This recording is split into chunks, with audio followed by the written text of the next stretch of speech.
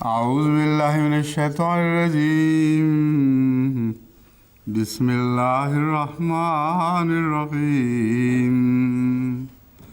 ومن يطع الله والرسول فأولئك مع الذين أنعم الله عليهم من النبيين والصديقين والشهداء والصالحين وحسن أولئك رفيقا. اس آیت کریمہ کی بحث میں چونکہ ہم نے بہت سا مواد نکال دیا تھا تاکہ اتنا تھوڑا رہنے دیا جائے کہ آج کل کے داعین اللہ کے کام آ سکے اور اتنا واضح ہو کہ وہ علمی معیار کم رکھنے کے باوجود بھی اسے استعمال کر سکیں. جو مواد میں نے پیش کیا ہے اس کو پمفلٹس کی صورت میں مختلف زبانوں میں تیار کروا کے تو تمام دنیا کے داعین اللہ کو جس زبان کی ان کو ضرورت ہے اس میں مہیا کر دیا جائے. اس سے انشاءاللہ وہاں جو غلط فہمیاں پھیلائی جاتی ہیں اس کا مؤثر جواب مل جائے گا. اب ایک دو حوالے باقی ہیں اس کے، وہ میں آپ کے سامنے پڑھ کے رکھتا ہوں. محمد علی شوکانی اس کی ضرورت نہیں حوالے کی. انگوٹھی کی بحث پہلے گزر چکی ہے، زینت اسی کے تعلق میں ہے. حضرت مسیح موعود علیہ السلام کا یہ حوالہ ہے. جب ہم انصاف کی نظر سے دیکھتے ہیں تو تمام سلسلہ نبوت میں سے اعلیٰ درجہ کا جوان مرد نبی اور زندہ نبی اور خدا کا اعلیٰ درجہ کا پیارا نبی صرف ایک مرد کو جانتے ہیں، یعنی وہی نبیوں کا سردار اور رسولوں کا فخر، تمام رسولوں کا سرتاج، جس کا نام محمد مصطفیٰ احمد مجتبیٰ صلی اللہ علیہ وسلم ہے، جس کے زیر سایہ 10 دن چلنے سے وہ روشنی ملتی ہے جو پہلے اس سے ہزاروں برس تک نہیں مل سکتی تھی. پھر فرماتے ہیں رسول کریم صلی اللہ علیہ وسلم کی وجود باوجود سے انبیاء علیہم السلام کو ایسی ہی نسبت ہے جیسے ہلال کو بدر سے ہوتی ہے.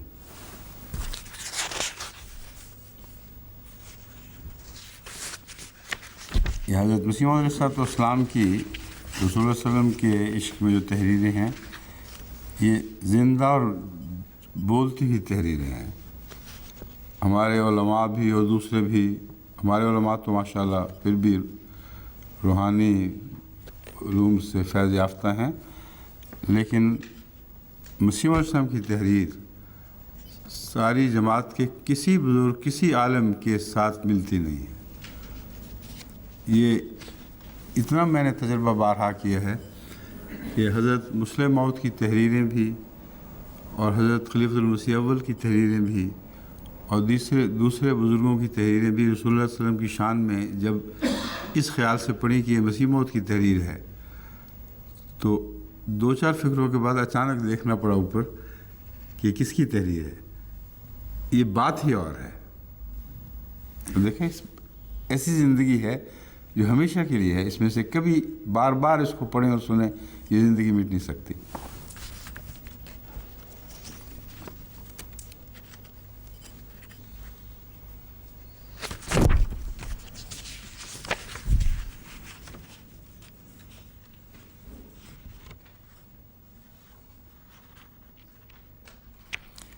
زرقانی وغیرہ کے سوالوں کی ضرورت نہیں ہوئی تھی. آخری حوالہ جو آخری بات تھی اس میں وہ میں نے پڑھ دی ہے. خاتم بمعنی مصدق و محافظ و کسوٹی.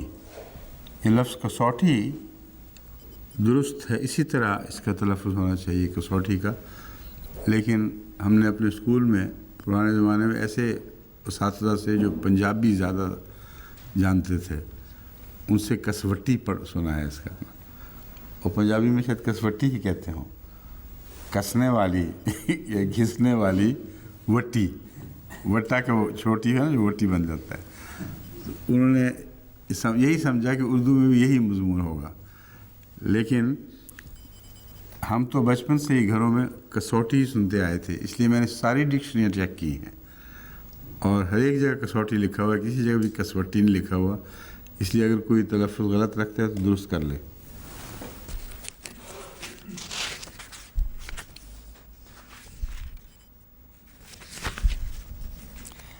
اس میں بھی دیگر علماء کے حوالے کی ضرورت نہیں، صرف حضرت مسیح علیہ السلام کا ایک حوالہ یا دو حوالے آپ کے سامنے رکھتا ہوں۔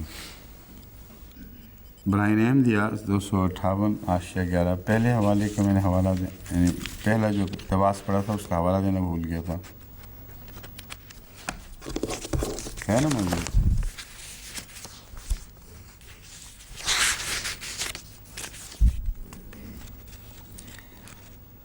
جو ہم انصاف کی نظر سے دیکھتے ہیں، یہ حوالہ سراج منیر روحانی خزائن جلد 12 صفحہ 82، سراج منیر روحانی خزائن جلد 12 صفحہ 82۔ اور دوسرا حوالہ ہے الحکم 10 جنوری 1899 عیسوی۔ یہ اصل سے تو نہیں نکالا ہوگا، ہیں؟ ہاں، وہی بے احتیاطیاں جاری ہیں۔ اب جس کے فیصلے سامنے تھی اس نے کبھی بھی ہو نہیں سکتا کہ سارے الحکم کا مطالعہ کیا ہو اور یہ حوالہ نکال دیا ہو۔ یہ نکلے ہوئے حوالے ہیں، کسی کتاب میں معین طور پر درج ہوئے ہیں، اس کا حوالہ دینا چاہیے تھا۔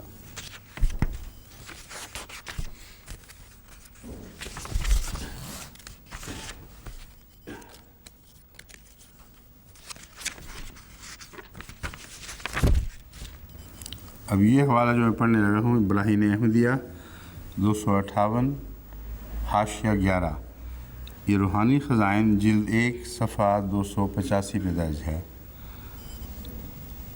آن حضرت صلی اللہ علیہ وسلم کے اخلاق کا دونوں طور مصائب و تکالیف میں، دور اور فتح و اقبال میں، یہ ناقل نے لکھا ہوا ہے، مصائب و تکالیف میں اور فتح و اقبال میں۔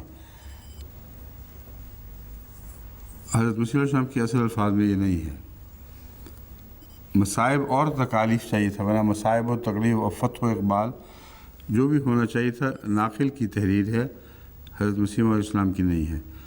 آپ کے الفاظ یہ ہیں، آن حضرت صلی اللہ علیہ وسلم کے اخلاق کا دونوں طور علی وجہ الکمال ثابت ہونا تمام انبیاء کے اخلاق کو ثابت کرتا ہے۔ یہ ایک بہت ہی عظیم اور لطیف نقطہ ہے جو پہلے کبھی کسی اور عالم کے حوالے سے آپ کو دیکھنے میں نہیں ملے گا۔ وجہ الکمال ثابت ہونا تمام انبیاء کے اخلاق کو ثابت کرتا ہے، کیونکہ آج جناب نے ان کی نبوت اور ان کی کتابوں کو تصدیق کیا۔ کیسا عظیم اور لطیف نقطہ ہے کہ آپ کی مہر نے ان کو تصدیق کی ہے، اس لیے وہ اچھے نہ ہوتے تو کیسے تصدیق پاتے محمد رسول اللہ صلی اللہ علیہ وسلم سے؟ بس آپ کے حسن کمال حسن نے دوسروں کے حسن کو بھی سچا کر دکھایا، سچا ثابت کر دیا، کیونکہ آن جناب نے ان کی نبوت اور ان کی کتابوں کو تصدیق کیا، ان کو ان کا مقرب اللہ ہونا ظاہر کر دیا ہے۔ حضرت بانی سلسلہ احمدیہ کا یہ ایک اور حوالہ ہے،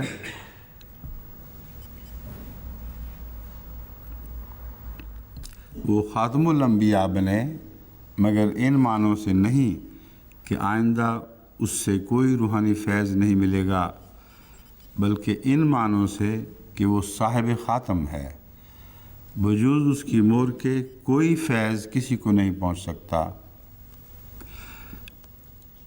اس تحریر میں ایک بات خاص طور پر توجہ طلب ہے، جو اسی قسم کی بعض اور تحریروں میں بھی توجہ طلب ہے، کہ حضرت مسیح موعود علیہ السلام عمومی ذکر کے وقت رسول اللہ صلی اللہ علیہ وسلم کے متعلق القابات بھی پڑھتے ہیں اور آپ کہہ کر مخاطب ہوتے ہیں، لیکن جہاں تحریر کی شان کا تقاضا یہ ہے کہ آپ کو ایک عظیم وجود کے طور پر بتایا جائے جس میں کوئی دوسرا شریک نہیں ہے، وہاں پھر اس شان کا مرد، اس شان کا نبی، وہاں فوری طور پر واحد کی طرف صیغہ پلٹ جاتا ہے، اور یہ گستاخی نہیں بلکہ عظمت ہے۔ اور یہی بیان قرآن کریم میں ملتا ہے ہمیں۔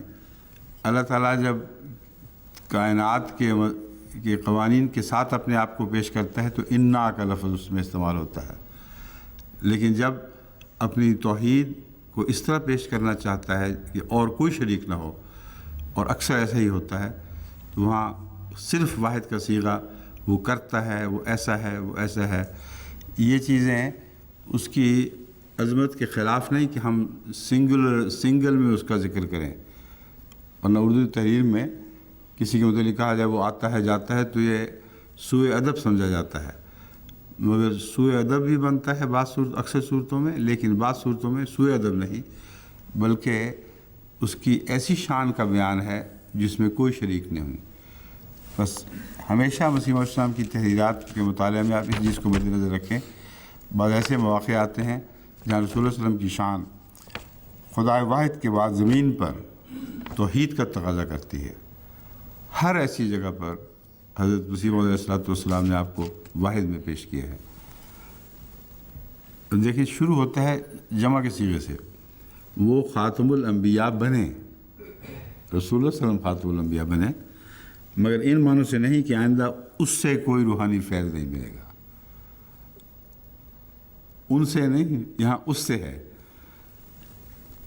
بلکہ ان معنوں سے کہ وہ صاحب خاتم ہے، بجز اس کی مہر کے کوئی فیض کسی کو نہیں پہنچ سکتا، اور اس کی امت کے لیے قیامت تک مکالمہ اور مخاطبہ الہیہ کا دروازہ کبھی بند نہ ہوگا، اور بجز اس کے کوئی نبی صاحب خاتم نہیں. ایک وہی ہے جس کی مہر سے ایسی نبوت بھی مل سکتی ہے جس کے لیے امتی ہونا لازمی ہے. حقیقت الوحی صفحہ 27-28، روحانی خزائن جلد 22 صفحہ 29-30. اب خاتم سے متعلق چھان بین کے بعد جو بھی میں سمجھتا تھا کہ بہت ضروری حوالے ہمیں عام کرنے چاہیے مختلف زبانوں میں، وہ میں نے اکٹھے کر دیے ہیں. اب شان نزول کے متعلق آپ سے وعدہ کیا تھا کہ ایک تفصیلی مضمون شان نزول کے متعلق بھی بیان کروں گا، کیونکہ اس لفظ نے لوگوں کو بہت دھوکے میں مبتلا رکھا ہے، اور آج کل کے علماء نے کثرت کے ساتھ شان نزول تلاش کر کے آیتوں کے معنوں کو محدود کرنے کی کوشش کی ہے. یعنی ارادتاً کوشش نہ بھی کی ہو، اپنے علم کے زوم میں کہ ہم نے شان نزول معلوم کر لی، عملاً قرآن کریم سے انصاف نہیں کیا. اس سلسلے میں اب میں تمام مختلف علماء کے حوالے آپ کے سامنے رکھتا ہوں کہ شان نزول اور بات ہے اور مواقع نزول اور بات ہے. قرآن کریم برمحل موقع پر جب ضرورت تھی اس کے مطابق اتارا گیا، اور ایسے تمام مواقع قرآن کریم میں درج ہیں. اس میں آپ کو کسی واحدی یا کسی اور کی شان نزول کی روایت کی تلاش کی ضرورت نہیں. سارا قرآن اٹھا کے دیکھ لیں، ہر جگہ جہاں کسی آیت کا کسی اہم واقعہ سے تعلق ہے وہاں وہ بیان ہوا ہے، اور وہ بھی شان نزول نہیں ہے بلکہ ایک واقعہ پر ایک آیت کے اطلاق کو دکھایا گیا ہے، اور باقی سب جگہ کسی شان نزول کی ضرورت نہیں. اب سارا قرآن پڑھ لیں کسی شان نزول کے علم کے بغیر، اس کے وسیع تر عالمی معانی کی روح سے آپ برمحل ترجمہ کر سکتے ہیں جو پچھلی آیات کے تسلسل میں ہوگا. ورنہ شان نزول پر زور دینے والوں کے لیے ایک اور نقصان دہ صورت یہ بن جاتی ہے کہ جب وہ آیت گزرتی ہے سامنے سے ان کو شان نزول یاد آ جاتی ہے، اور شان نزول مختلف وقتوں میں ہوئی ہے اور آیات کی ترتیب اور طریقے سے کی گئی ہے. آیات کی ترتیب میں یہ اصول پیش نظر رکھا گیا ہے اللہ تعالیٰ کی طرف سے کہ مسلسل ایک مضمون دوسرے مضمون میں منتقل ہوتا چلا جائے، اور ایک تسلسل کی لڑی ہے جو الف سے لے کر سین تک مسلسل چلتی ہے. یہ جو یا بسم اللہ کی بے سے لے کر سین تک، الناس کی سین تک مسلسل چلتی ہے. اب جہاں شان نزول آپ کے دماغ پہ مسلط ہو جائے وہاں اس لڑی کو آپ بھول جائیں گے، اور وہاں ٹھہر کر یہ آیت فلاں وقت اس جگہ نازل ہوئی، حالانکہ پہلی آیات کے تسلسل میں وہ چل رہی ہے اور شان نزول کی ترتیب اور تھی اور ان آیات کی ترتیب اور ہے. اس لیے میں زور دے رہا ہوں کہ شان نزول کے مسئلے کو اچھی طرح سمجھ لیں تاکہ آپ کو قرآن کریم کے معنی سمجھنے میں نسبتاً آسانی رہے.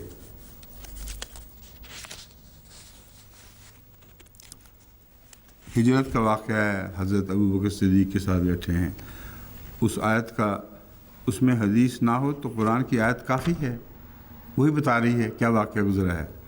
حضرت زینب والا واقعہ ہے، ساری روایتیں غلط، اور یہ قرآن کا واقعہ کافی اور لازماً صحیح، تو شان نزول نقصان پہنچائے گی ان آیات کے تعلق میں جہاں قرآن کریم نے خود شان نزول بیان فرمائی ہے۔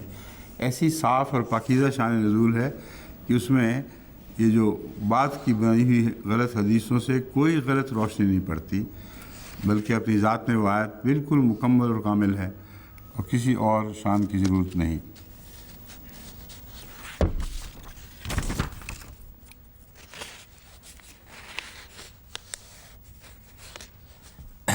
حضرت امام ابو حنیفہ کے متعلق میں نے ذکر کیا تھا، دیکھا آپ نے رسول اللہ علیہ وسلم کی قبر کھودی ہے، ہڈیاں دیکھی ہیں، اٹھا کے جو ٹھیک ہڈیاں ہیں وہ ایک طرف کر رہے ہیں ٹھیک طرح، اور جو دوسری غلط ہیں اٹھا کے باہر پھینک رہے ہیں۔ بہت ڈر گئے تھے، لیکن ابن سیرین نے یا کسی اور عالم نے جو اس زمانے میں تھے انہوں نے تو مبارکباد دی، انہوں نے کہا تم سے بہت عظیم شان کام سرزد ہونا ہے۔ رسول اللہ صلی اللہ علیہ وآلہ وسلم کے متعلق جو غلط روایات عام ہو گئی ہیں ان کو تم نے اٹھا کر باہر پھینک دیا، اور جو روایات آپ کی شان ہیں ان کو اکٹھا کر لیا۔ یہ تعبیر ہے اس رویا کی، اور اسی ضمن میں میں اپنے علماء کو یہ چاہتا ہوں کہ وہ شان نزول والی آیات کا تجسس کریں، تفحص کریں، اور جہاں تک بھی ممکن ہو ایسی روایات کو اٹھا کر باہر پھینک دیں، اور علمی طور پر ثابت کریں کہ یہ روایت ان وجوہات سے جن میں علم روایت بھی ہو اور علم درایت بھی ہو، یعنی روایت کے لحاظ سے تو اکثر ہیں ہی جھوٹی، بے تعلق بے تکی 400-500 سال کے بعد سر اٹھانے والی روایتیں، وہ روایات کے علم کے لحاظ سے قطعاً بے اعتبار ہیں، اور ان کو ہمارے علماء کو بے اعتبار کر کے دکھانا چاہیے علمی طور پہ۔ اور درایت کے اعتبار سے یعنی عقل اور فہم کے اعتبار سے درایت کے لحاظ سے صرف اتنی بحث کافی اور ضروری ہے کہ رسول اللہ صلی اللہ علیہ وآلہ وسلم اور قرآن کریم کی شان کے خلاف ہیں۔ جب شان کہتے ہیں تو ہم اپنے ذہن میں جو شان ہے وہ نہیں مراد، قرآن کریم کے بیان کے مطابق اور نہایت اہم صحیح احادیث کی روشنی میں رسول اللہ صلی اللہ علیہ وآلہ وسلم کا جو کردار ثابت ہوتا ہے، یہ روایات اس سے متصادم ہیں، اس لیے شان نزول سے ان کو اٹھا کر باہر پھینک دینا چاہیے۔ یہ علمی کام ہے جس کی میں توقع رکھتا ہوں کہ ہمارے ائمہ وہاں ہمارے علماء آپس میں معاملہ طے کر کے تو اس کام کو آگے بڑھائیں گے۔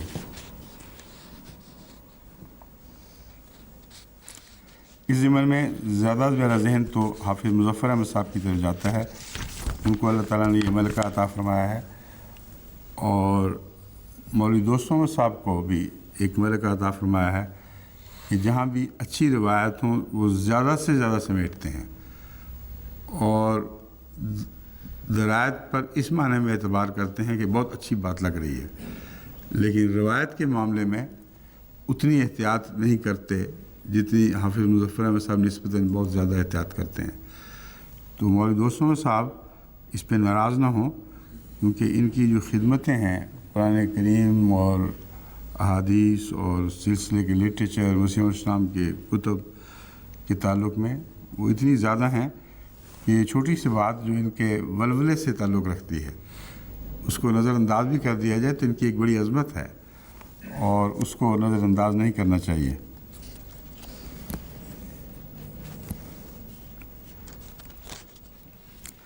علامہ جلال الدین سیوطی جو خود اسباب نزول کے تعلق میں میرے بار بار کے بیان سے کافی بدنام ہوئے ہوں گے، وہ لکھتے ہیں، جابری نے اپنی کتاب میں لکھا ہے کہ نزول قرآن کی 2 قسمیں ہیں۔ ایک قسم وہ ہے جو ابتدا یعنی بغیر کسی سوال اور واقعہ کے نازل ہوئی ہے، اور دوسری قسم وہ ہے جو کسی واقعہ یا سوال کے بعد نازل ہوئی ہے۔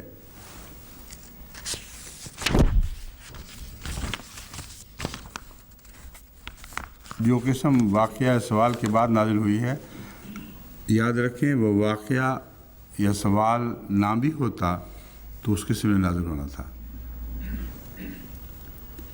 ایک آیت قرآن کریم کی ایسی ہے جس میں زیادہ سوال کرنے سے منع فرمایا گیا ہے، اور یہ فرمایا گیا ہے کہ اگر قرآن نازل ہو رہا ہو اور تم زیادہ سوال کرو گے تو تمہارا جواب قرآن کریم میں اس صورت میں بھی مل سکتا ہے جو تمہارے لیے تکلیف دہ ہو۔ یعنی قرآن کریم نے جو اصولی نرمی کر دی تھی، تم نے اس کی معین سختی کا مطالبہ کر دیا، جو اگر نہ کرتے اور اصولی نرمی کے تابع چلتے تو تمہارے لیے زندگی آسان ہو جاتی۔ اس لیے لا تسلوا عن اشیاء ان تبد لکم تسؤکم، یہ عام ہدایت ہے، لیکن سوال کے جواب میں اگر یہ سمجھا جائے کہ قرآن نازل ہی اسی طرح ہوتا رہا کہ ادھر سوال ہوئے ادھر جواب آ گیا، یہ درست نہیں ہے۔ ایسے سوالات کی کثرت سے منع فرمایا، اور بعض سوالات کو جواب دیے، جیسا قرآن خود کہہ رہا ہے کہ اکثر سے یعفو عن کثیر کے معنی میں، یہاں مضمون ایگزیکٹ آیت یاد نہیں، مگر اللہ تعالیٰ اکثر کو نظر انداز کر رہا ہے، تمہارے سارے سوالوں کو جواب نہیں دے رہا، لیکن نمونتاً بعض جگہ سوالوں کے جواب بھی ملتے ہیں، اور وہ سوال اکثر مسلمانوں کے نہیں بلکہ مشرکین اور اہل کتاب کے سوال ہیں۔ ان کا ذکر کرنا اس لیے ضروری تھا کہ آئندہ تاریخ میں قرآن کریم میں ہمیشہ کے لیے بات محفوظ رہ جائے کہ کس قسم کے لغو اور بیہودہ سوال کیا کرتے تھے۔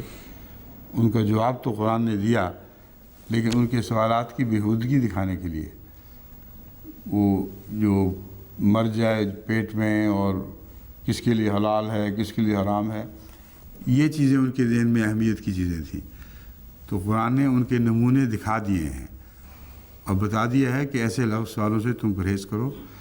لیکن جو کرنے والے تھے اکثر مشرکین تھے، جن کا جواب دیا گیا ہے۔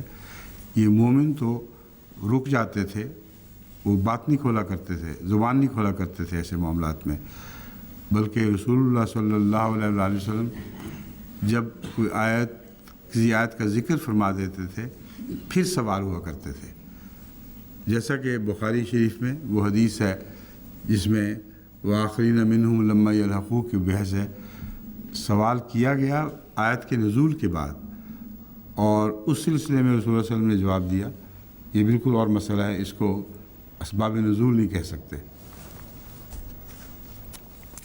اب واحدی مشہور ہیں جنہوں نے 468 ہجری میں وفات پائی، اور اس معاملے میں اسباب نزول میں آخری سند سمجھے جاتے ہیں۔ وہ فرماتے ہیں قرآن کے اسباب نزول کی بابت بجز ان لوگوں کی روایت اور سماعی بیان کے جنہوں نے قرآن کے نزول کو بچشم خود دیکھا اور اسباب نزول میں درک پیدا کیا اور اس علم کی تحقیق کی ہے، کوئی دوسری بات کہنا ہرگز روا نہیں۔ اب جنہوں نے خود دیکھا اور اسباب نزول میں درک پیدا کیا، پرانے علماء صحابہ جن کا ذکر ہو رہا ہے، جنہوں نے خود دیکھا، انہوں نے تو اسباب نزول میں درک نہیں پیدا کیا، انہوں نے تو جو دیکھا تو وہ بیان کیا۔ درک پیدا کیا تو واحدی صاحب نے کیا، جنہوں نے دیکھا نہیں، اور بعد میں تصورات کی دنیا سے اندازے لگا لگا کر باتیں پیش کی۔ مگر بہرحال اتنی بات وہ تسلیم کرتے ہیں کہ وہ لوگ جو خود گواہ تھے موقع کے، جنہوں نے آیت کے نزول کا ایک واقعہ دیکھا، ان کے سوا کوئی دوسری بات ہرگز روا نہیں، اور ان کی کتاب اکثر دوسری باتوں میں بھری ہوئی ہے۔ مگر منصف مزاج اس حد تک تو ہیں، بہرحال ایک شوق تھا خدمت کا، خدمت کر لی، لیکن اتنی بات مان گئے کہ دیکھی ہوئی بات کے سوا کوئی روا نہیں ہے۔ محمد بن سیرین کا قول ہے، میں نے عبیدہ سے قرآن کی ایک آیت کے متعلق کچھ دریافت کیا تو انہوں نے کہا خدا سے ڈر اور حق بات کہو۔ ڈرو ہے، ہاں، خدا سے ڈرو اور حق بات کہو۔ وہ لوگ گزر گئے جن کو اس بات کا علم تھا کہ خدا نے کس بارے میں قرآن کی کون سی آیت نازل کی۔ جو پچھلی روایت سے جو میں نے استنباط کیا تھا وہ لوگ گزر گئے، وہ واقعی کے زمانے میں نہیں تھے، واقعی نہیں ہے، واحدی کے زمانے میں نہیں تھے. یہ بات ابن سیرین کہہ رہے ہیں جو نبوت کے بہت قریب ہیں. واحدی تو 400 سال بعد پیدا ہوئے، اور ابن سیرین کا زمانہ 33 تا 110 ہجری. اندازہ کریں کتنا قریب کا ہے، 33 تا 110 ہجری، بہت قریب کا. اس کے باوجود وہ کہتے ہیں میں نے عبیدہ سے قرآن کی ایک آیت کے متعلق پوچھا تو انہوں نے کہا خدا سے ڈرو، حق بات کہو. 33 اور 110 کے درمیان کا واقعہ ہے. وہ لوگ گزر گئے جن کو اس بات کا علم تھا کہ خدا نے کس کے بارے میں قرآن کی کون سی آیت نازل کی ہے. ایک اور عالم کا قول ہے کہ سبب نزول کی شناخت ایک ایسی بات ہے جو صرف صحابہ کو ان قرائن کے ذریعے سے معلوم ہوتی تھی جو کہ ان معاملات کے ساتھ وابستہ ہوتے تھے. صحابہ کو ان قرائن سے، یعنی اس میں بھی ان کے کہنے میں بھی ہرگز کوئی خطیت نہیں ہے. صحابہ بعض آثار کو دیکھتے تھے اور ان آثار پر ایک اپنی رائے قائم کیا کرتے تھے. اسے قرآن کا سبب نزول قرار دے دینا نہ ان کا حق تھا، نہ انہوں نے ایسا کیا. وہ یہ کہا کرتے تھے کہ ہمیں اندازہ ہے کہ شاید یہ معاملات ہیں جن کے تعلق میں یہ آیت نازل ہوئی ہے. اور اس پر بھی یہ عالم کا قول سن لیجیے، اور اس پر بھی بسا اوقات کسی صحابی نے سبب نزول کو یقین اور جزم کے ساتھ بیان نہیں کیا، بلکہ یہی کہا میں سمجھتا ہوں یہ آیت فلاں معاملہ میں نازل ہوئی ہوگی. اب بتائیں سبب نزول کا مسئلہ کہاں گیا؟ کہاں واحدی کا اصرار کہ یہ آیت فلاں معاملے میں نازل ہوئی؟ کہاں وہ صحابہ جو موقع پہ موجود تھے ان کی احتیاطیں دیکھیں. وہ کہتے ہیں میں سمجھتا ہوں کہ غالباً یہ آیت اس وجہ سے نازل ہوئی. ابن تیمیہ کہتے ہیں کہ صحابہ کا یہ قول کہ اس آیت کا نزول فلاں امر میں ہوا ہے کبھی یہ معنی رکھتا ہے کہ اس کے نزول کا فلاں سبب تھا، اور کبھی اس سے مراد یہ ہوتی ہے کہ اگرچہ یہ سبب نزول نہیں لیکن ایسا مفہوم آیت میں داخل ہے کہ اس کی مثال یہ ہے کہ جس طرح کہا جائے کہ اس آیت سے یہ مراد لی گئی ہے. یہ گول مول بات کر کے ابن تیمیہ نے بیان کیا ہے کہ یہ سبب نزول کے متعلق قطعیت کوئی نہیں ہے. زرکشی نے اپنی کتاب البرہان میں بیان کیا ہے کہ صحابہ اور تابعین کی بابت یہ بات معلوم ہوئی ہے کہ جس وقت ان میں سے کوئی کہتا ہے کہ نزلت ھذہ الآیۃ فی کذا، یہ آیت فلاں معاملے میں نازل ہوئی ہے، تو اس سے مراد یہ ہوتی ہے کہ وہ آیت فلاں حکم کو شامل ہے، نہ یہ کہ اس کی بتائی وجہ آیت کا سبب نزول ہے. یہ بات بالکل کھل گئی. بہت ہی عمدہ قول ہے زرکشی کا. وہ کہتے ہیں جب وہ یہ کہتا ہے تو یاد رکھو اس کا مضمون یہ مطلب ہے کہ وہ آیت فلاں حکم کو شامل ہے. مراد یہ ہے کہ فلاں واقعہ جو گزرا ہے اس پہ جو حکم لگتا ہے وہ اس آیت میں موجود ہے، نہ یہ کہ اس کی بتائی ہوئی وجہ آیت کا سبب نزول ہے. اور صحابہ یا تابعین کا اس طرح کہنا آیت کے ساتھ حکم پر استدلال کرنے کی قبیل سے ہے، نہ کہ سبب وقوع کو بیان کرنے کی قسم ہے. اب میں نے مواقع نزول بیان کیا تھا. سبب نزول اور چیز ہے، مواقع نزول اور چیز ہے. اگر ہم اپنی اصطلاح کو درست کر لیں اور نزول کے مواقع پر بحث کریں تو اتنی سی بات ہوگی کہ یہ آیت جیسا کہ قرآن کریم کا دستور ہے، بعض دفعہ ایک موقع پیدا ہو تو جس آیت نے نازل ہونا ہی تھا وہ بعد میں نازل ہونے کی بجائے اس موقع پر نازل ہو جاتی ہے. وہ سبب نزول نہیں، موقع نزول ہے. تو مواقع نزول کی بحث سے یہ سبب نزول کا جھگڑا ختم ہو جاتا ہے. پھر ایک اور جھگڑا یوں بن جاتا ہے کہ مفسرین جنہوں نے سب آیت کے نزول کی بحثیں اٹھائی ہیں، ایک ہی واقعہ کے بالکل مختلف وقتوں میں ہونے والے، ایک ہی آیت کے مختلف وقتوں میں ہونے والے واقعات کو اس آیت کے ساتھ باندھ دیا ہے۔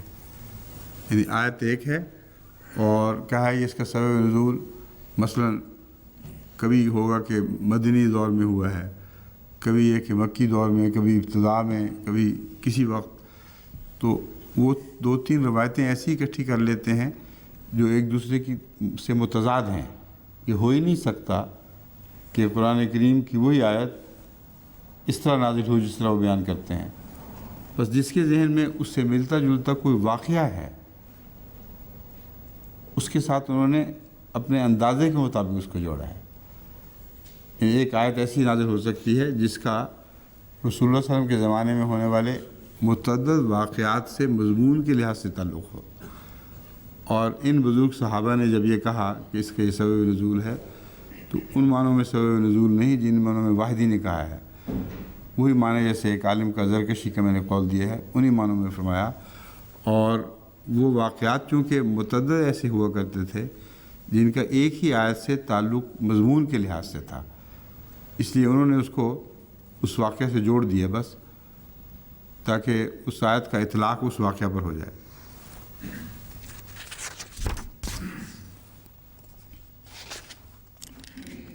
اب جو آیات ہیں جن میں تمام ضروری اسباب نزول کا ذکر موجود ہے، وہ آیات میں مختصر آپ کے سامنے رکھ رہا ہوں تاکہ آپ کو سمجھ آ جائے کہ ان آیات کے ہوتے ہوئے ان تمام معاملات میں کسی اور سبب نزول کی گواہی کی ضرورت نہیں، اور ان واقعات کے ہوتے ہوئے باقی گواہیاں بالکل بیکار اور مضمون کو غلط مدد کرنے والی ہوں گی۔ اور سبب نزول کا یہ حال ہے کہ قرآن کریم بعض ایسے سوشل معاملات کا ذکر کرتا ہے جس کے متعلق کوئی روایت آپ کو نظر نہیں آئے گی، اور قرآن نے ضروری سمجھا کہ ہدایت ہو۔ قرآن کو علم تھا کہ یہ جو راوی ہیں بہت سے، انہوں نے اکثر وہ روایتیں چننی ہیں جو ان کے مسائل یا ان کے جھگڑوں سے تعلق رکھتی ہیں، اور رسول اللہ صلی اللہ علیہ وسلم کی زندگی کی سوشل حالات پر روشنی ڈال رہے ہیں۔ یہ بہت اہم مضمون ہے۔ حضرت صلی اللہ علیہ وآلہ وسلم کی ایک دعوت کا ذکر ہے، اور اس دعوت سے پتہ چلتا ہے جس طرح قرآن نے ذکر فرمایا کہ یہ پہلی دفعہ واقعہ نہیں ہوا یا ایک ہی دفعہ نہیں ہوا، بلکہ رسول اللہ صلی اللہ علیہ وسلم کا یہ دستور تھا کہ اپنے عزیزوں، اپنی بیویوں کے عزیزوں وغیرہ کو دعوت پہ بلایا کرتے تھے۔ اب حدیثوں کی چھان بین کریں، اگر کوئی ہیں تو کہیں ڈوبی پڑی ہیں، علماء کو ان کی کوئی بھی ضرورت نہیں پیش آئی، نہ اہمیت سمجھی، مگر قرآن نے اس معاملے کو خوب کھولا ہے اور بڑی تفصیل سے کھولا ہے۔ اس طرح انتظار نہ کیا کرو، وہاں باہر بیٹھے کھانا پک رہا ہے اندر، اتنی حیرت انگیز تفصیل ہے کہ آدمی حیرت میں ڈوبتا ہے کہ قرآن کریم نے رسول اللہ صلی اللہ علیہ وسلم کی سوشل زندگی پر روشنی نہ ڈالی ہوتی تو ہم اس سے بے خبر رہتے۔ اب ایک اور مسئلہ اسی سلسلے میں نے اٹھایا ہوا ہے، علماء اس پہ بحث کر رہے ہیں۔ حضرت رسول اللہ صلی اللہ علیہ وسلم کی بیٹیاں تھیں، صرف حضرت فاطمہ نہیں تھی، اور ان بیٹیوں کے متعلق اب بہت چھان بین کر کے روایتیں نکالی جا رہی ہیں۔ اکثر روایت میں یوں معلوم ہوتا ہے جس سے حضرت فاطمہ کے سوا کوئی بیٹی تھی ہی نہیں، لیکن جس وقت وہ آیت نازل ہوئی ہے بناتیں کا لفظ استعمال ہوا ہے، جس کا قطعیت سے ثابت ہے کہ رسول اللہ صلی اللہ علیہ وسلم کی بیٹیاں تھیں۔ اور جب حدیثوں سے میں نے پوچھا کہ نکالو تو بڑی مشکل پیش آئی ہے علماء کو حدیثیں ڈھونڈنے کی۔ میں جو زور دے رہا ہوں کہ ڈھونڈو، وہ یہ سمجھتے ہیں کہ میرے نزدیک گویا بیٹیاں تھیں ہی نہیں، اور قرآن کریم کی یہ آیت میرے سامنے ہے۔ یہ ہو کیسے سکتا ہے کہ قرآن کریم نے بنات کا لفظ استعمال فرمایا ہو، اپنی بیویوں سے کہہ دے بنات سے، اور مومن عورتوں سے کہہ دے؟ اس میں جس وقت یہ آیت نازل ہوئی ہے اس وقت آپ کی بنات موجود تھیں، اور احادیث اس ذکر سے خالی ہیں، اس لیے کہ حضرت فاطمہ ایک اختلافی مسئلے میں ایک نمایاں شہرت پا گئیں، اور حضرت فاطمہ سے محبت اور اختلاط، ملنا جلنا اور آپ کا آنا جانا، اس کو کسی شیعہ محدث نے نظر انداز نہیں کیا، کسی شیعہ راوی نے نظر انداز نہیں کیا، اور غیر معمولی طور پر اس کو اٹھا کر بیان کیا، یہاں تک کہ بالآخر اس دھوکے میں خود مبتلا ہو گئے کہ رسول اللہ صلی اللہ علیہ وسلم کی اور بیٹیاں تھیں ہی نہیں۔ چنانچہ شیعہ مصنفین یہاں تک کہنے کی جرات کرنے لگے کہ رسول اللہ صلی اللہ علیہ وسلم کی بس ایک ہی بیٹی حضرت فاطمہ تھیں، باقی پہلے فوت ہو گئی ہوں گی، اور یہ سب غلط باتیں منسوب ہوئی ہیں۔ امر واقعہ یہ ہے کہ جو آیت نکالیں وہ آیت بناتے والے کہاں شاہ یہ نشان والی؟ ہاں جی ٹھیک ہے۔ یا ایھا النبی قل لازواجک و بناتک، سورہ احزاب کی یہ آیت ہے، اور کم سے کم 5 ہجری سے اس کا تعلق ہے، کم از کم، اور بعد کے زمانے سے بھی۔ تو اس وقت تک خدا تعالیٰ رسول اللہ صلی اللہ علیہ وسلم سے مخاطب ہو کے فرماتا ہے یا ایھا النبی قل لازواجک و بناتک و نساء المؤمنین، تو بنات سے نساء المؤمنین مراد نہیں ہے۔ یدنین علیہن من جلابیبہن، اگر ایک صرف حضرت فاطمہ رضی اللہ تعالیٰ عنہ تھیں تو یہ اوڑھنیاں جھکانے والیاں بنات کون تھیں؟ بس قرآن کریم سے قطعیت سے ثابت ہے کہ اس زمانے تک لازماً رسول اللہ صلی اللہ علیہ وسلم کی اور بیٹیاں تھیں، اور آپ کا ان سے معاشرتی تعلق ایک محبت کرنے والے باپ کا تھا، لیکن بدنصیبی ہے ہماری کہ ان روایات کو عمدگی سے بیان کر کے آپ رسول اللہ صلی اللہ علیہ وسلم کے گھر ان کا آنا جانا، آپ کا ان کے گھر آنا جانا، یہ روایات میں محفوظ نہیں کیا گیا، اور روایات اکثر اتنا صرف دکھاتی ہیں جو اب تک مجھے ملی ہیں کہ گویا یہ 2 بیٹیاں یک کے بعد دیگرے حضرت عثمان سے بیاہی گئی تھی، اور ذوالنورین کا یہ ظاہری معنی بھی ان کے حق میں پورا اترتا ہے، مگر وہ روایتیں خود مشکوک ہیں، اس لیے کہ ان میں عجیب و غریب ایسی باتیں درج ہیں جو رسول اللہ صلی اللہ علیہ وسلم سے توقع نہیں۔ یعنی حضرت عثمان کو مخاطب کر کے ان روایت میں ایک روایت ہے کہ آپ نے فرمایا کہ اگر میری 100 بیٹیاں بھی ہوتی تو میں یک کے بعد دیگرے تیرے سے بیاہتا رہتا۔ اب یہ بات مزاج نبوی کے خلاف ہے، اور اس طرح حضرت عثمان کو کہنا بالکل قرین قیاس نہیں ہے۔ تو روایات بھی وہ ہیں جو گڈمڈ ہو گئی ہیں، اس لیے علماء کا میں نے ایک بورڈ بنایا ہے جو اس بات کو اچھی طرح صاف کریں تاکہ ہمارے علم کلام میں حضرت رسول اللہ صلی اللہ علیہ وآلہ وسلم کا اپنی سب بنات سے تعلق پوری طرح کھل کے آ جائے، اور ایک پردہ اٹھ جائے جو اب تک عقلوں پہ پڑا ہوا ہے۔ اب ہجرت سے متعلق سورہ توبہ آیت 40 ہے، الا تنصروہ فقد نصرہ اللہ اذ اخرجہ الذین کفروا ثانی اثنین اذ ہما فی الغار اذ یقول لصاحبہ لا تحزن ان اللہ معنا۔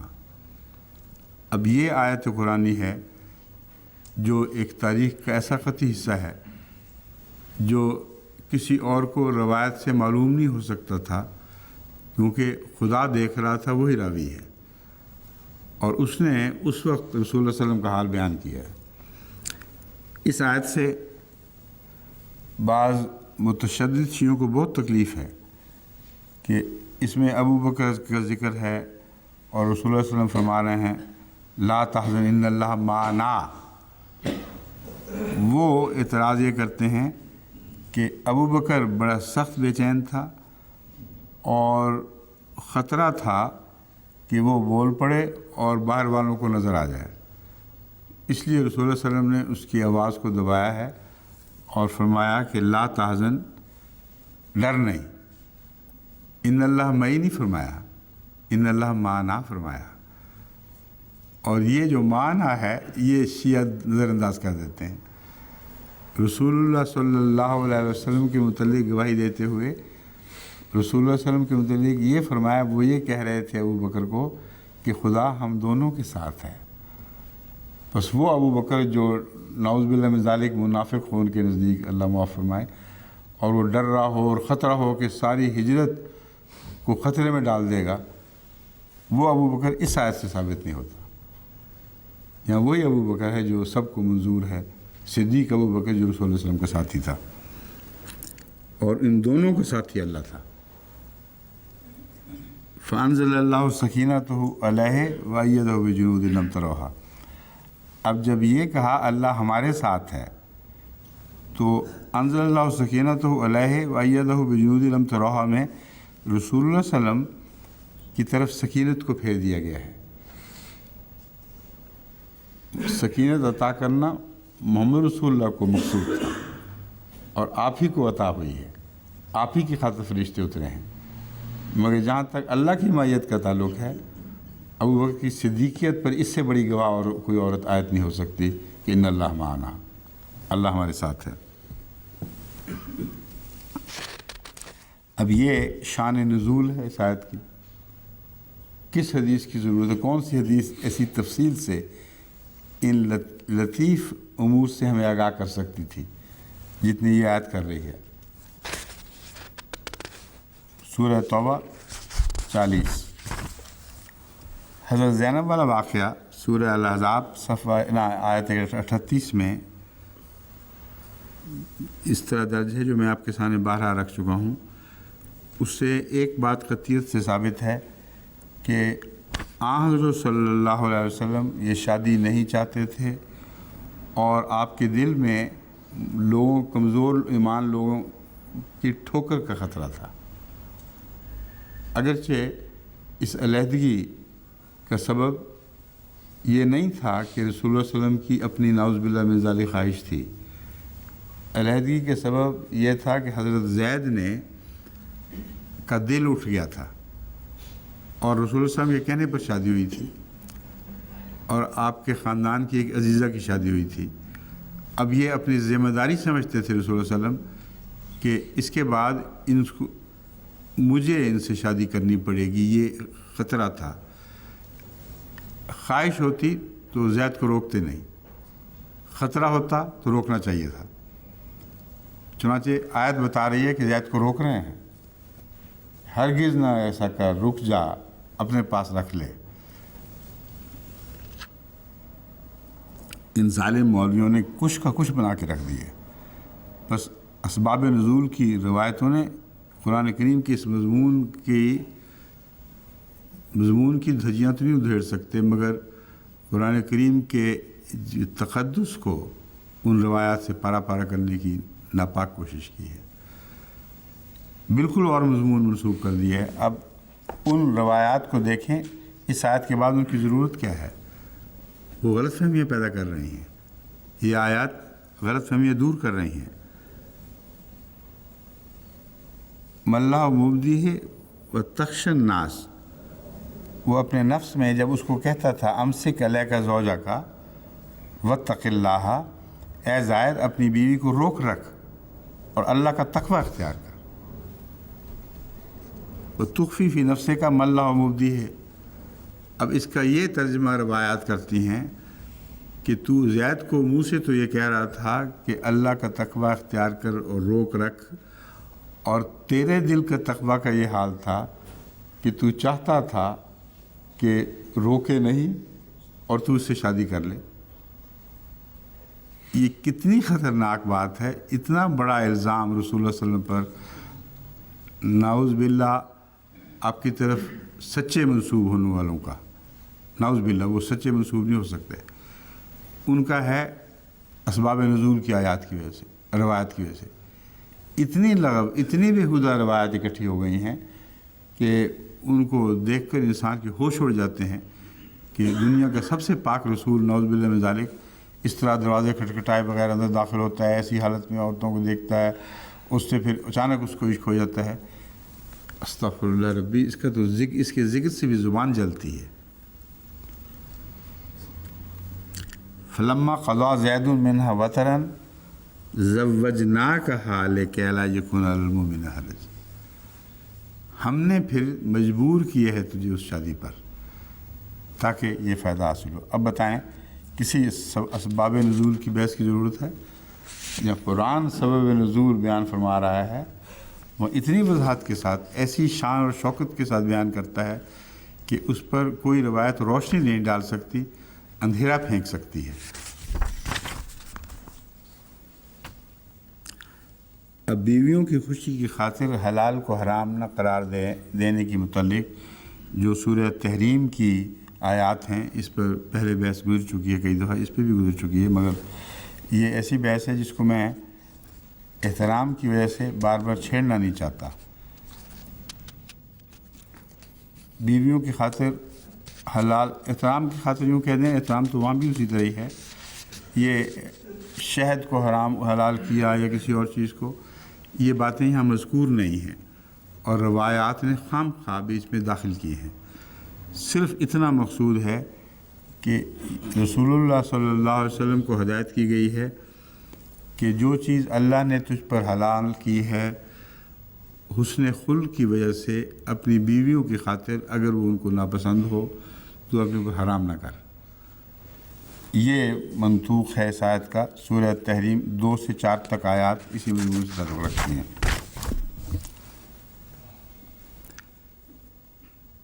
اب حضرت ابوبکر صدیق رضی اللہ تعالیٰ عنہ کے متعلق یہ دوسرا ذکر ہے جس میں سورہ نور صفحہ 22 آیت 22 میں کہ غریب رشتہ داروں کی مدد نہ کرنے کی قسم نہ کھائیں۔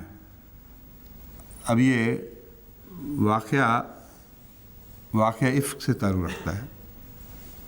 وہ غریب رشتہ دار جنہوں نے حضرت عائشہ پر الزام لگایا تھا ان کی مدد کیا کرتے تھے، اور اس کے بعد انہوں نے اس کی اپنے ہاتھ روکنے کا فیصلہ کیا، تو اللہ تعالیٰ نے یہ آیت نازل فرما کر ایک واضح حکم آپ کو ایسا دیا جس کا قیامت تک سے ایسے معاملات سے تعلق ہے کہ شرعی امور میں یا دیگر نیکی اور بدی کے معاملات میں اگر کچھ غریب لوگ جو محتاج ہوں وہ بدی کریں تو اس کی سزا دینا اللہ کا کام ہے، لیکن ان سے محض غربت کی وجہ سے مدد کا ہاتھ نہیں روکنا چاہیے۔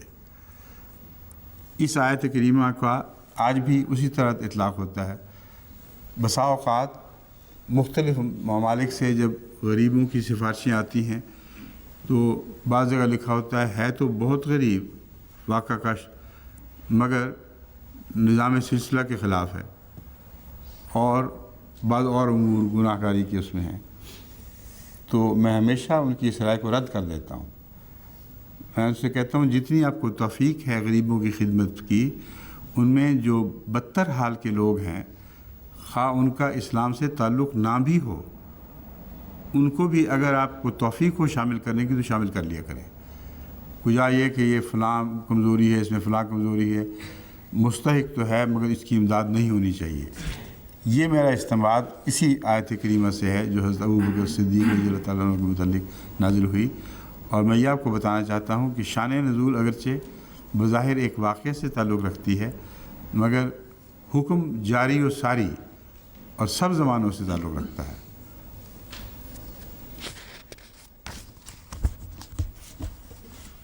اب وہی جو معاشرتی آیت جس کا میں پہلے ویسے ذکر کر چکا ہوں، سورہ الاحزاب صفحہ آیت 56، بہت لمبی آیت ہے جو پوری آیت دیکھیں اس صفحے پر بھری ہوئی ہے ماشاء اللہ۔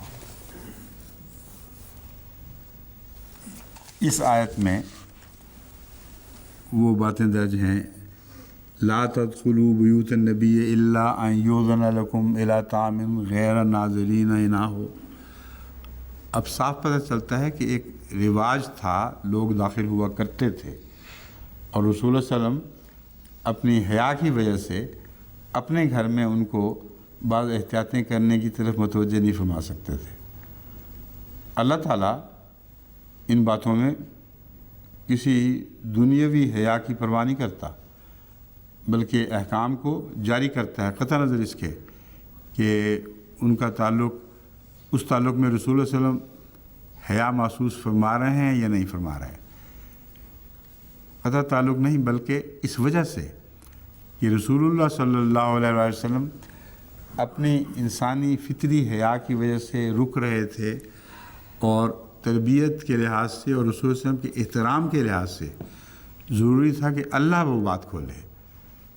بس وہ حیا اپنی جگہ اچھی اور پیاری ہے، مگر عز کی صورت میں بسا اوقات رسول اللہ صلی اللہ علیہ وسلم کے متعلق اللہ تعالیٰ کھول دیتا ہے، ایسے مقام کا ذکر فرما دیتا ہے جو رسول اللہ صلی اللہ علیہ وسلم اپنے عز سے نہ بیان کریں۔ بس یہ کوئی نعوذ باللہ من ذالک گناہ کی بات نہیں تھی کہ رسول اللہ صلی اللہ علیہ وسلم حیا کر رہے تھے، مگر یہ ساری آیات کا مطالعہ کر کے دیکھیں، تمام معاشرتی تفاصیل اس میں بیان ہوئی ہیں۔ رشتہ داروں کو بلایا جاتا تھا، وہ آیا کرتے تھے، کافی بڑی تعداد ہوگی ان لوگوں کی جو مختلف بیویوں کے رشتہ دار اکٹھے ہو جایا کرتے تھے، اور وہ پھر اپنی طرف سے زیادہ ہی بے تکلف ہونے کی کوشش کرتے تھے، اور اس بے تکلفی میں مزے اڑاتے تھے۔ رسول اللہ صلی اللہ علیہ وسلم کے گھر کو اپنا گھر بنایا ہوا، ادھر ادھر کی باتیں کر رہے ہیں۔ یہ کئی دفعہ ہوا ہوگا، روایتوں میں ذکر نہیں، صاف پتہ چلا کہ روایتوں نے معاشرتی اقدار اور تمدنی اقدار کی اس طرح حفاظت کی۔ مسئلوں میں الجھے ہیں لوگ بہت حد تک، لیکن رسول اللہ صلی اللہ علیہ وسلم کے زمانے کے تمدن کو جو دل چاہتا ہے کھول کر بیان کیا جاتا۔ افسوس کہ اس کا ذکر وہاں نہیں ملتا، لیکن قرآن کریم نے احزاب 54 میں اس کا ذکر فرمایا ہے، اور کوئی حدیث موجود نہیں اسباب نزول والی، خود قرآن اپنا سبب نزول بیان فرما رہا ہے۔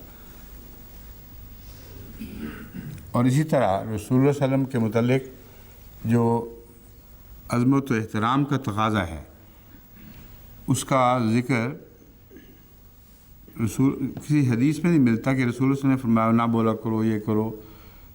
کچھ ملتا ہے ذکر، لیکن اس شان اور صفائی سے نہیں ملتا جیسا سورہ تحریم میں ملتا ہے۔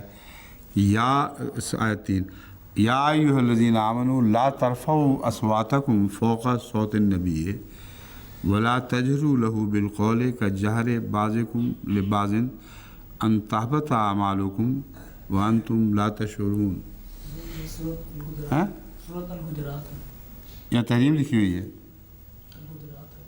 دیکھ لیں، ابھی چیک کر لیں۔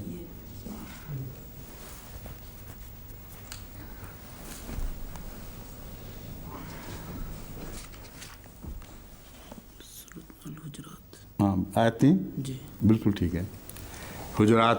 جی جزاک اللہ، آپ بیش نظر رکھیں اس بات پر، کہیں بیچارے لکھنے والے غلطی سے یہ کر دیتے ہیں، کوئی نقص نہیں ان معنوں میں کہ ارادہ تو انہوں نے کچھ نہیں کیا، مگر غلطی سے لکھا جاتا ہے بعض دفعہ، آپ ساتھ ساتھ درست کرواتے جائیں۔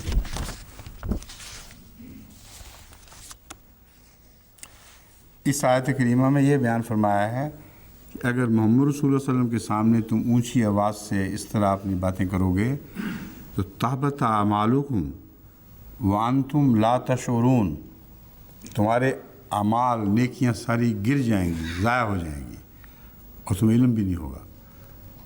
یہ آیت کریمہ ان روایات بیان کرنے والوں کا منہ بند کرنے کے لیے کافی ہونی چاہیے جو کہتے ہیں کہ رسول اللہ صلی اللہ علیہ وسلم کے دربار میں تو کھلی چھٹی تھی، تم کھڑے، ایک بدوی کھڑا ہوتا تھا اور یہ اعلان کر دیتا تھا، ایک اور الزام بھی لگا دیتا تھا کہ آپ نے اموال میں نعوذ باللہ من ذالک خلط ولط کی ہے۔ تو یہ باتیں مستقلاً رسول اللہ صلی اللہ علیہ وسلم کے غلام جو کسی مسجد پر فائز ہوں ان کے متعلق بدرجہ اولا جائز اور ضروری ہیں۔ اگر رسول اللہ صلی اللہ علیہ وسلم کے دربار میں اٹھ کر اس طرح کھلی باتیں کر سکتے ہو تو اب کیوں نہیں کر سکتے؟ وہ بھول جاتے ہیں کہ جو کھلی باتیں کرتے ہیں ان کے متعلق قرآن کریم فرما رہا ہے ان تحبط اعمالکم وانتم لا تشعرون، تمہاری ساری عمر کی نیکیاں ضائع ہو جائیں گی اور تمہیں علم بھی نہیں ہوگا۔ بس اگر یہ نیکیاں ضائع کرنے کی خاطر ایسی بدتمیزیاں کرنا چاہتے ہیں تو شوق سے کریں، لیکن قرآن کریم کی اس آیت کا اطلاق ان پر بھی ہوگا جو حد ادب سے نکلتے ہیں اور کہہ دیں جو مرضی، ان کو سزا تو نہیں ملتی کوئی، مگر منہ سے ایسی بات کر دیتے ہیں جس سے ان کی اپنی نیکیاں اور نیک اعمال خدا کی نظر میں گر جاتے ہیں۔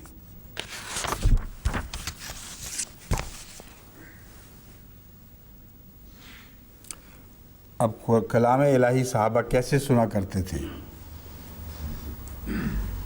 اس کا عمومی بیان شان نزول کے طور پر نہیں بلکہ اس لیے ہے کہ تاکہ آئندہ آنے والے اسے نصیحت پکڑیں کہ صحابہ کی یہ شان ہوا کرتی تھی، تم بھی اسی شان سے قرآن کریم سنا کرو۔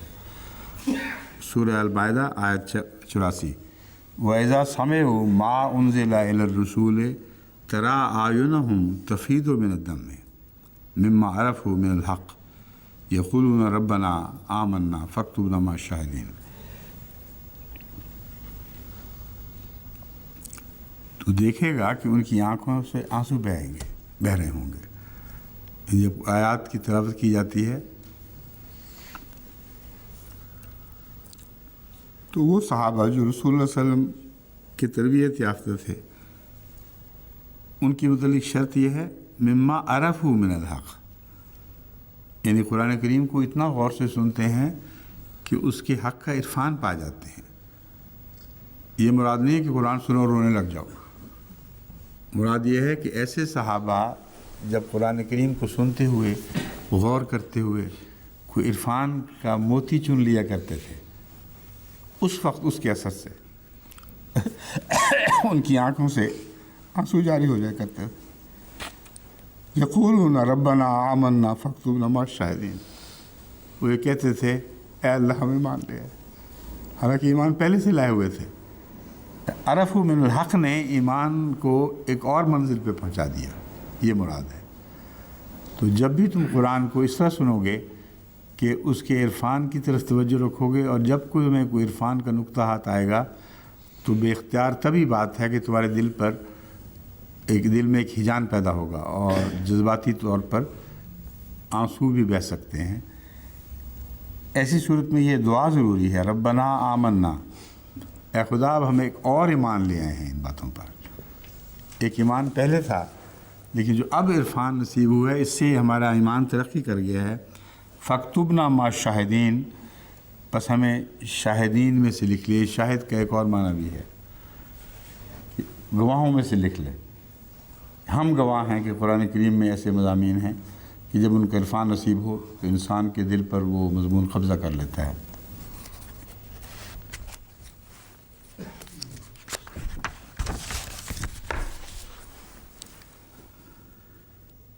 سورہ توبہ 91-22۔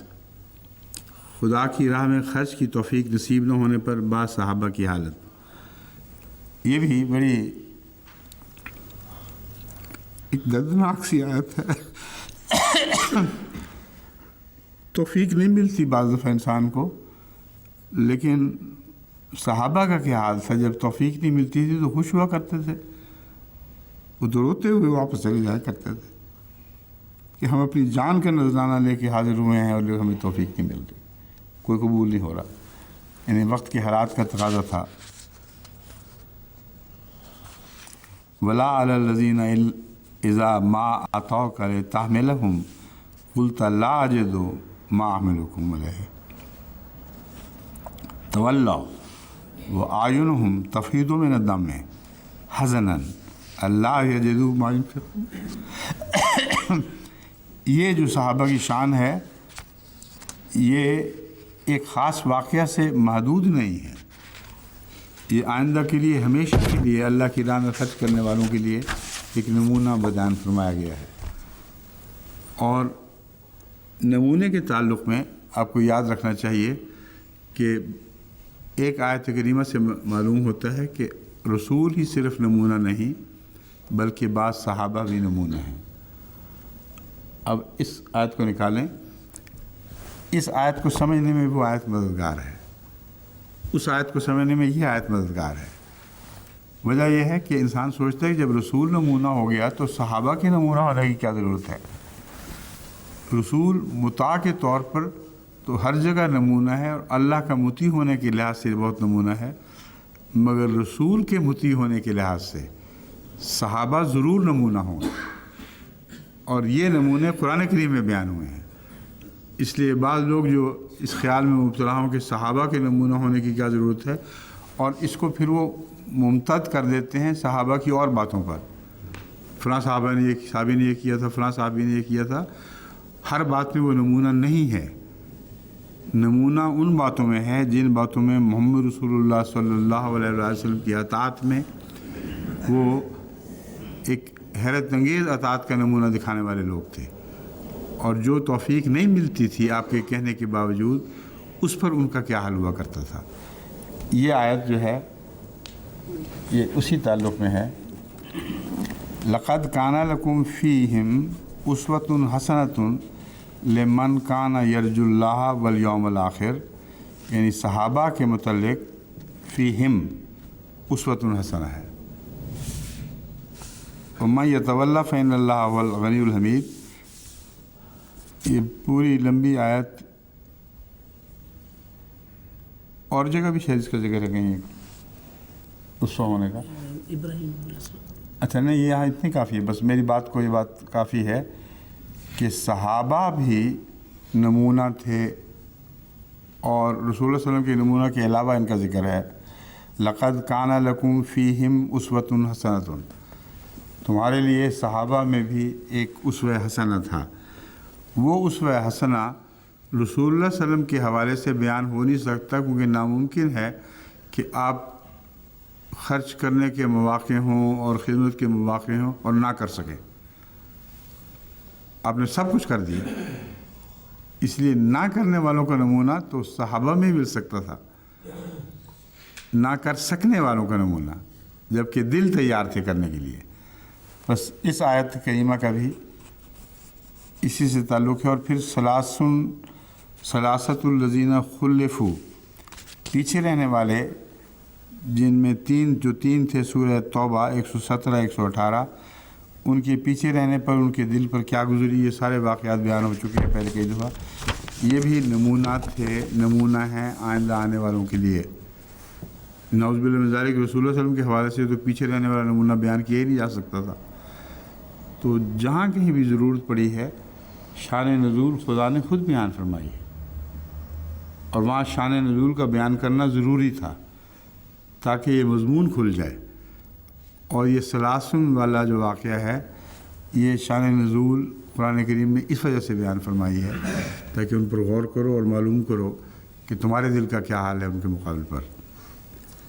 عبس و تولی، سورہ عبس آیت 2 تا 5، اس میں اس نے چیں بجمی ہو گیا اور منہ موڑ لیا۔ یہ تفسیر صحیح کا درجہ عبس ہے، چیں بجمی ہوا اور منہ موڑ لیا۔ ان جاءہ العمی، اس بات پر کہ اس کے پاس ایک نابینا، جسے واقف لوگ جانتے ہیں، یہ بریکٹ میں ہے، آیا، اور اے رسول کون سی بات تجھے اس پر آگاہ کر سکتی تھی کہ وہ ضرور پاک ہو جائے گا یا موجبات عبرت کو یاد کرے گا تو یہ یاد کرنا اسے نفع بخشے گا۔ اس آیت کی تشریح ایک اس سورہ تفسیر صحیح میں ملتی ہے، ایک اور تشریح بھی ملتی ہے جو اس سے مختلف اور ضمیروں کو دوسری طرف پھیرنے والی ہے۔ اب یہ ساری تضادات نہیں ہوتے، وہ علماء جو کم حوصلہ ہوں وہ اس بات میں کہہ دیتے ہیں یہ تضاد ہو گیا۔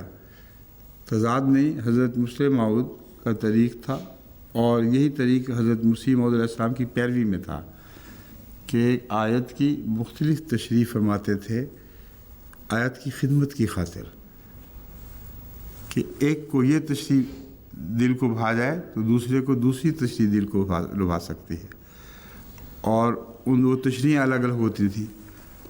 اور ایسی صورتوں میں بعض دفعہ حضرت مسلم موعود کی تشریحات حضرت مسیح موعود علیہ السلام سے مختلف بھی ہیں، اور جو کم حوصلہ علماء ہیں وہ یہ کہہ سکتے ہیں کہ دیکھو مسیح موعود کے خلاف ایک نعوذ باللہ من ذالک کی خلیفہ وقت میں تشریح کی، یہ جہالت ہے ان کی۔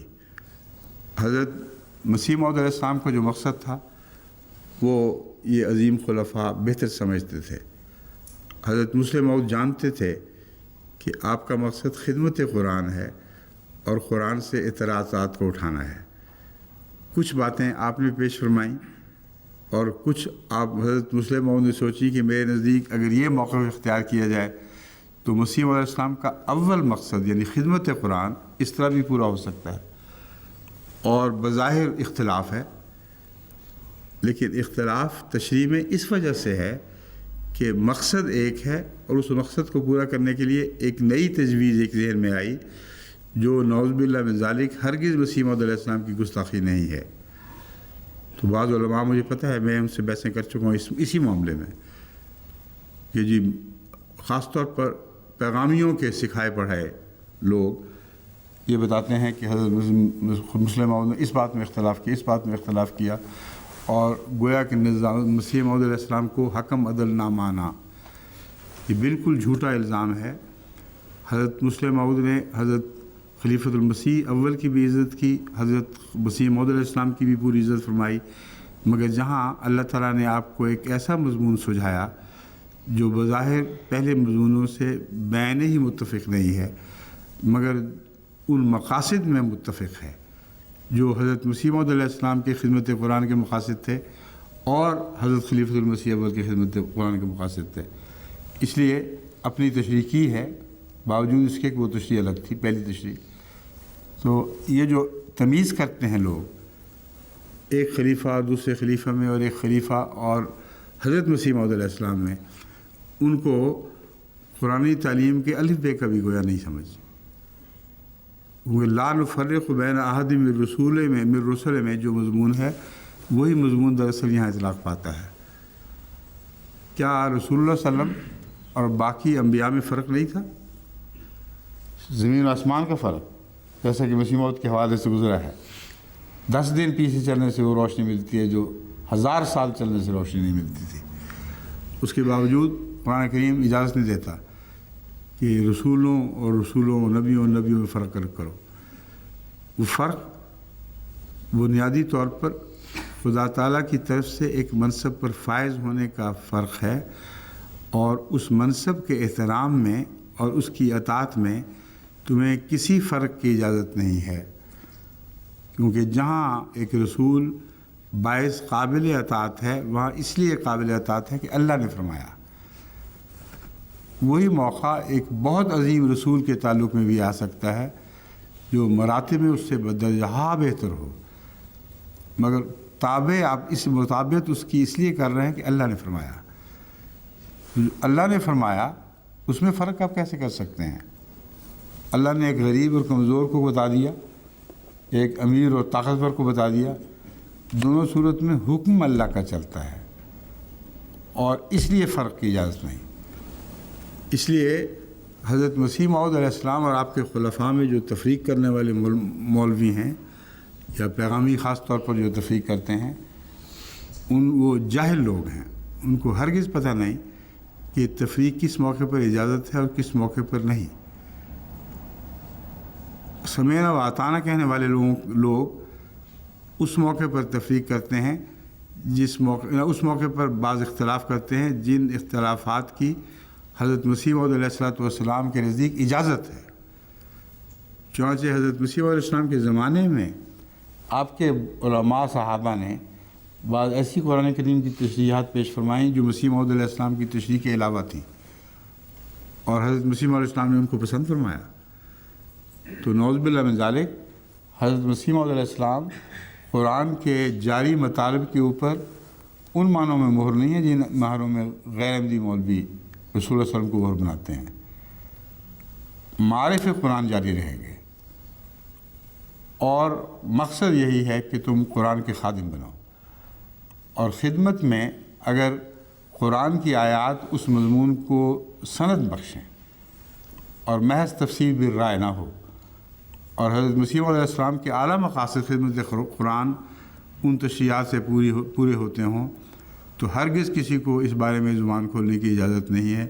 اگر کھولے گا تو اپنے نفس کو ہلاک کرے گا، اس کے سوا اس سے کوئی فائدہ نہیں پہنچے گا۔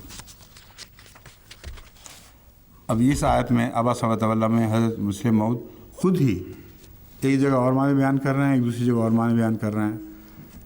تضاد نہیں، یہ خواہش اور یہ عشق ہے کہ رسول اللہ صلی اللہ علیہ وسلم سے بدخلقی کے الزام کو رفع کرے۔ आपने एक तरीके से वो इल्ज़ाम रफ़ा करने की कोशिश की और मैंने एक और तरीके से रफ़ा करने की कोशिश की, और अब जो मैं देखता हूँ तो मुझे अपने इस मज़मून पर कतन ज़र्रा भी शक नहीं कि वही माने हैं जो ख़ुद मुस्लिम मऊद को भी इशारतन यहाँ मंजूर हैं। अबस व तवल्ला से मुराद हज़रत सल्लल्लाहु अलैहि वसल्लम हैं, मगर जिस आयत को बाज़ ज़ालिमों ने सूल खुल्क समझा है, ये आपके अज़ीम शान खुल्क की तरफ इशारा कर रही है। अबस व तवल्ला एक अंधा आया है और उसने दखल अंदाज़ी की है, जबकि एक सरदार जिसके हदायत पा जाने से उसकी सारी कौम की हदायत वाबस्ता हो सकती थी, वो बैठा हुआ बातें कर रहा था, उसने आकर बीच में एक दखल दिया। रसूल साहब ने एक लफ्ज़ नहीं बोला जिससे उसकी दिल शिकनी हो। अबसा व तवल्ला, चेहरे पर शिकन आए हैं माथे पर, जिसको सरदार ने देख लिया और कहा कि देखो ये मेरी इज़्ज़त कर रहा है, मैं बाहर से आने वाला एक सरदार हूँ, जैसे कि रसूल ने फरमाया कौम के सरदारों की इज़्ज़त किया करो, और इसके दखल अंदाज़ी का उसने बुरा न मनाया, लेकिन उस अंधे को नहीं पता चला। ऐसी अजीब शान आयत रसूल सल्लल्लाहु अलैहि वसल्लम के खुल्क के मुतल्लिक है, जिसको तोड़ मरोड़ कर दूसरे माने पैदा करने की बाज़ दफ़ा कोशिश की जाती है, बाज़ दफ़ा एक और अच्छा माना समझ कर बयान किया जाता है। ये ऐसे तज़ादात नहीं हैं जिन्हें आप खातिर में लाएँ, क्योंकि ये दयानतदारी से कोशिशें हैं खिदमत कुरान की। और अब हवाले दे दें कि ये मुस्लिमों ने फ़लाँ जगह ये कहा, फ़लाँ जगह ये कहा, ये सारे ये जो खुश्क मुल्ला हैं उनकी हरकतें हैं। सही मानों में कुरान का इरफान हासिल करने वाला ऐसी हरकत नहीं कर सकता। वक्त हो गया बाकी